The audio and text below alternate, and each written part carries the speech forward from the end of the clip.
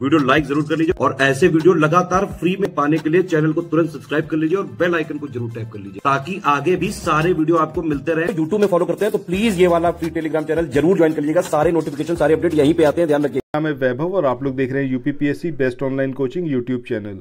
दोस्तों, miscellaneous topic पापा PDF, इसको हम लोग कवर अप कर रहे हैं और सबसे ज़्यादा इंपॉर्टेंट टॉपिक यहाँ पर चल रहा है इस समय, जिसमें हम लोग मिनरल डेटा की बात करें जो कि आपका अपडेटेड है 2023 का, यानी कि रिसेंटली अपडेटेड जो ये डेटा है इसको यहाँ पर हम लोग कवर अप कर रहे हैं। 2 वीडियोस के ऑलरेडी आ चुके हैं, इनको आप प्लेलिस्ट में जाकर देख सकते हैं। प्रीवियस 2 जो वीडियो हैं वो इसी पर बेस्ड हैं। आज मिनरल डेटा से रिलेटेड सारी चीज़ यहाँ पर हम फिनिश कर देंगे और उसके बाद फिर नेक्स्ट टॉपिक पर बढ़ेंगे। अब ये जो हमारा मिसलेनियस टॉपिक पापा पीडीएफ है ये इतना ज़्यादा इंपॉर्टेंट है कि आपको एग्जामिनेशन में 15 से 20 क्वेश्चन यहीं से देखने को मिल जाएंगे। सो आप समझिए इसकी वैल्यू, और अगर आपने अभी तक इसको नहीं देखा है तो मेरे साथ इसको आप कवर अप कर सकते हैं।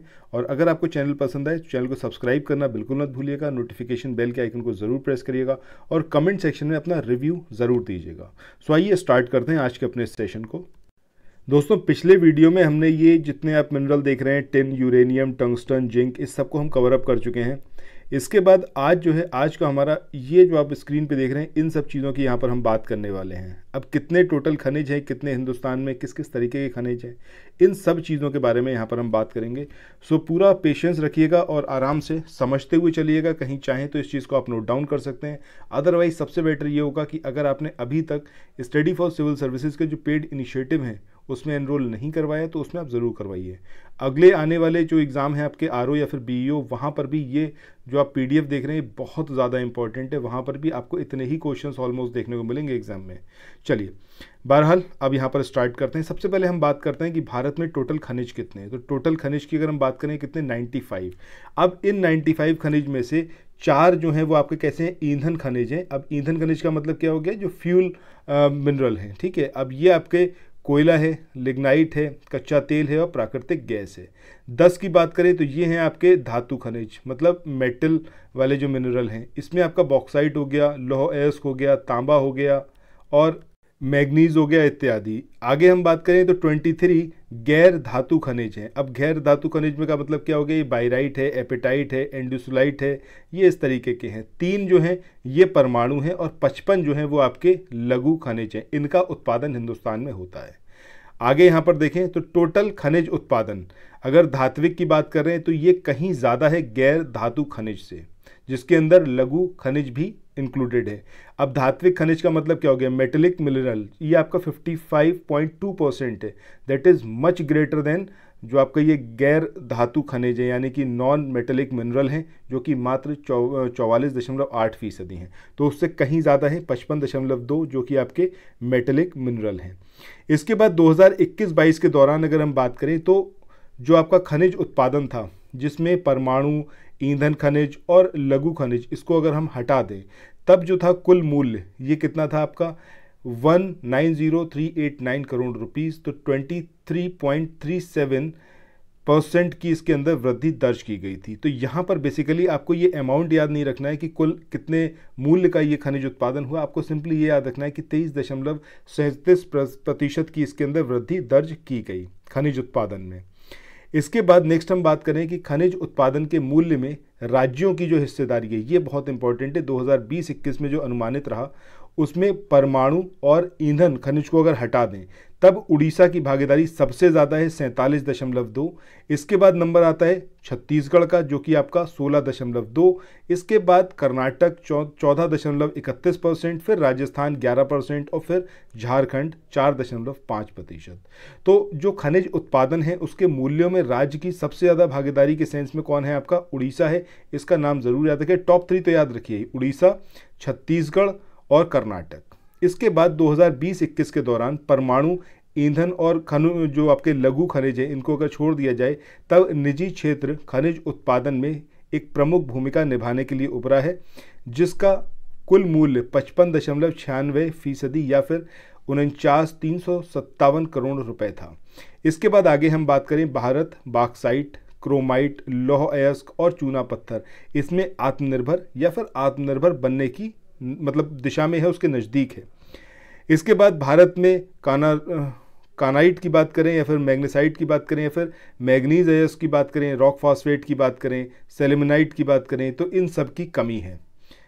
इसके बाद उच्चतम निर्यात, ये बहुत इंपॉर्टेंट है, उच्चतम निर्यात और उच्चतम आयात। उच्चतम निर्यात की बात करें तो अयस्क और खनिज श्रेणी में आपका हीरा है, इसके बाद धातु है, मिश्र धातु है और उसमें लोहा और इस्पात है।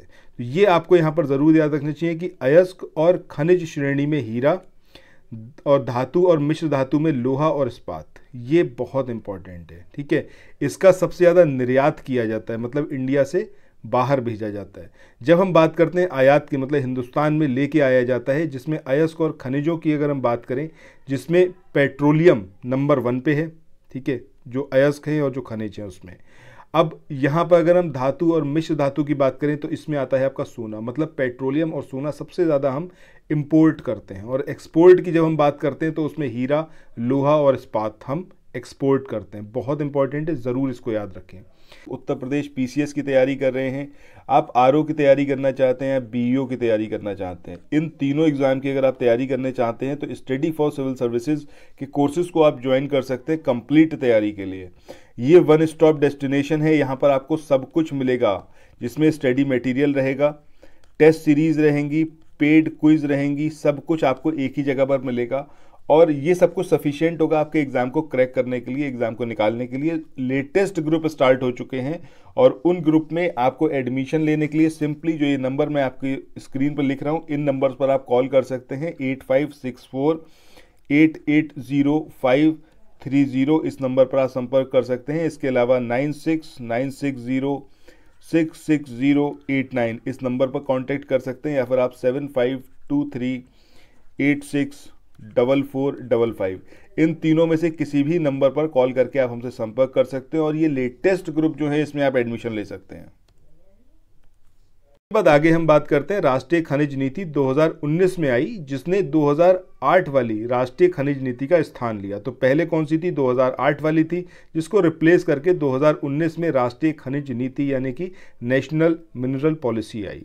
लघु खनिज उत्पादन तेलंगाना, ये जरूर याद रखिएगा, लघु खनिज उत्पादन में तेलंगाना सबसे टॉप पर है 18.95% के साथ में।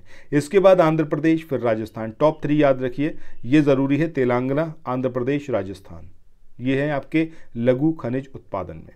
इसके बाद महाराष्ट्र आता है, फिर गुजरात, फिर एमपी, फिर यूपी का प्लेस जो है वो 7th है, इसको भी यहाँ पर आप याद रख सकते हैं। This is also important. अगर आप बिहार के किसी एग्जाम की तैयारी कर रहे हैं तब आप बिहार को ज़रूर याद रखिएगा कि यूपी के बाद 8वें नंबर पर आता है आपका बिहार। इसके बाद आगे देखें कोयला। कोयला बहुत इंपॉर्टेंट है। 2019-20 के दौरान 731 मिलियन टन कोयले का उत्पादन। बिजली क्षेत्र में भारत में कोयले का अधिकतम उपयोग होता है और कुल 442 खदानें, जिसमें सबसे ज़्यादा कहाँ पर हैं? झारखंड में 119 खदानें। कोयला उत्पादन 7.2%, ये आपका कोक्कर कोयला है और आपका 92.76% जो है अकोक्कर कोयला है, ये कोयले के उत्पादन के सेंस में। तो ये सारी चीज़ें आपको याद रखनी है कि टोटल जो कोयले का उत्पादन हुआ 2019-20 में वो 731 मिलियन टन हुआ। इसके बाद बिजली क्षेत्र में सबसे ज़्यादा यूज़ करा जाता है कोयले का। टोटल हिंदुस्तान में बात करें तो 442 खदानें हैं, जिसके अंदर सबसे ज़्यादा हैं झारखंड में 119। कोयले का उत्पादन जो है वो आपका 2 अलग अलग कैटेगरीज में हम यहाँ पर देख रहे हैं। 7.24 ये कोक्कर कोयला है और 92.76% ये अकोक्कर कोयला है। ठीक है, इसके बाद आगे देखें धात्विक खनिज में सबसे ज़्यादा उत्पादन जो है वो लौह अयस्क का होता है। जो मेटलिक मिनरल है उसमें सबसे ज़्यादा प्रोडक्शन किसका होता है? लौह अयस्क का। चीन और अमेरिका के बाद भारत दुनिया का तीसरा सबसे बड़ा ऊर्जा उपभोक्ता है, यानी कि सबसे ज़्यादा एनर्जी कंज्यूम करते हैं हम लोग चाइना और अमेरिका के बाद में। भारतीय खनिज उद्योग की विशेषता बड़ी संख्या में बड़ी परिचालन खदानें हैं। भारत में खनिज उत्पादन, अगर हम परमाणु और ईंधन और गौण खनिजों को छोड़ दें तब उसकी सूचना देने वाली खदानों की संख्या 2020-21 में 1332 थी, जबकि पिछले वर्ष यह 1385 थी। रिपोर्ट की गई 1332 खदानों में से अधिकांश खदानें मध्य प्रदेश में हैं, उसके बाद गुजरात, फिर कर्नाटक। तो टॉप 3 आपको याद रखना है, मध्य प्रदेश, फिर गुजरात, फिर कर्नाटक। उसके बाद नंबर आता है उड़ीसा का, फिर आंध्र प्रदेश का, फिर छत्तीसगढ़, फिर तमिलनाडु, फिर राजस्थान, फिर महाराष्ट्र, फिर झारखंड और उसके बाद आता है आपका तेलंगाना। ये आप देख रहे हैं अपने स्क्रीन पर scenario of mineral rich state excluding atomic fuel mineral and minor minerals. तो इसमें सबसे ज़्यादा जो यहाँ पर खदानें हैं वो किसमें है आपका मध्य प्रदेश में 251, ठीक है। अब यहाँ पर सबसे पहले हम स्टेट वाइज देखते हैं और देखते हैं कौन कौन से मिनरल यहाँ पर इंपॉर्टेंट है उसके पॉइंट ऑफ व्यू से। तो उड़ीसा की अगर हम बात करें तो उड़ीसा जो है 100% यहाँ पर क्या आपको दिया हुआ है, share of the state in countries production of MCDR mineral, यानी कि जो कंट्री में सबसे ज़्यादा शेयर है प्रोडक्शन के मामले में वो यहाँ पर रिजल्ट दिया हुआ है। उड़ीसा की हम बात करें, उड़ीसा में क्रोमाइट 100% यहीं से प्रोड्यूस होता है। दूसरा बॉक्साइट सबसे ज़्यादा 76% होता है। आयरन ओर की बात करें 51% होता है। अब बाकी यहाँ पर आयोलाइट की बात करें 100% है, ग्रेफाइट 42%, मैग्नीज और जो है आपका 18%, लाइमस्टोन 2%। तो बेसिकली जो आपको यहाँ पर याद रखना है, क्रोमाइट 100% है ये याद रखिएगा, आयोलाइट 100% है ये भी याद रखिएगा। इसके बाद बॉक्साइट का प्रोडक्शन में भी जो आपका उड़ीसा है वो टॉप पर है, यानी कि 76% के साथ में।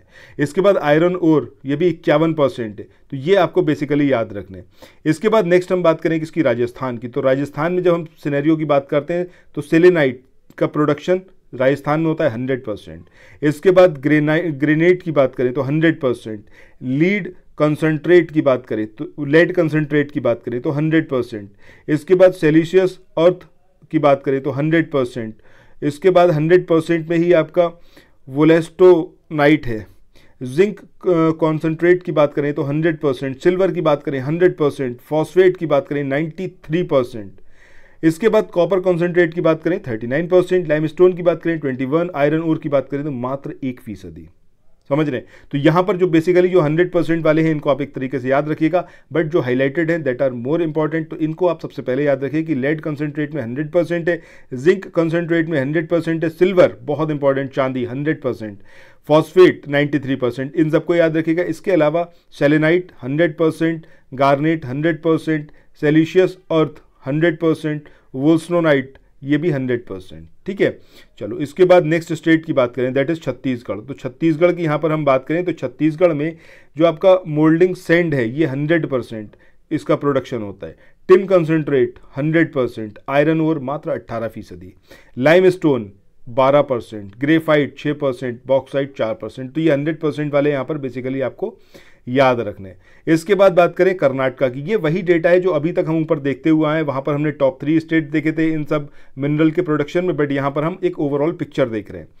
सो नेक्स्ट जो हमने बात करी है वो किसकी, कर्नाटक की बात करी। कर्नाटक में गोल्ड प्राइमरी 99%, कायनाइट की बात करें 77%। इसके बाद जो इसके अंदर इंपॉर्टेंट है आयरन ओर भी यहाँ पर आप याद रख सकते हैं, ये कितना 17% का प्रोडक्शन होता है। इसके बाद आगे चलते हैं, अगला है आपका झारखंड। झारखंड में जो आपको बेसिकली याद रखना है वो क्या है आपका, ग्रेफाइट 19%। इसके बाद आयरन ओर भी आपका 10%, ठीक है। ये दो आप याद रखिएगा। इसके बाद आगे बढ़ें और बात करें मध्य प्रदेश की, तो मध्य प्रदेश डायमंड में तो 100% प्रोडक्शन में है और कॉपर कॉन्सेंट्रेट 60%, मतलब लीडिंग है ये। इसके बाद नेक्स्ट हम बात करते हैं आपके महाराष्ट्र की। महाराष्ट्र में बात करें तो फ्लोराइट 100% और सेलेमनाइट जो है वो भी 100% प्रोड्यूस होता है यहाँ से। इसके बाद इसके अंदर इंपॉर्टेंट मैग्नीज ओर 24% याद रखिएगा। इसके बाद अगला हम बात करते हैं आंध्र प्रदेश की। तो आंध्र प्रदेश में वर्मिकुलाइट ये आपका 60% है, बस इतना ही इसके अंदर याद रखिए। इसके बाद आगे चलते हैं, अगला स्टेट है आपका गुजरात।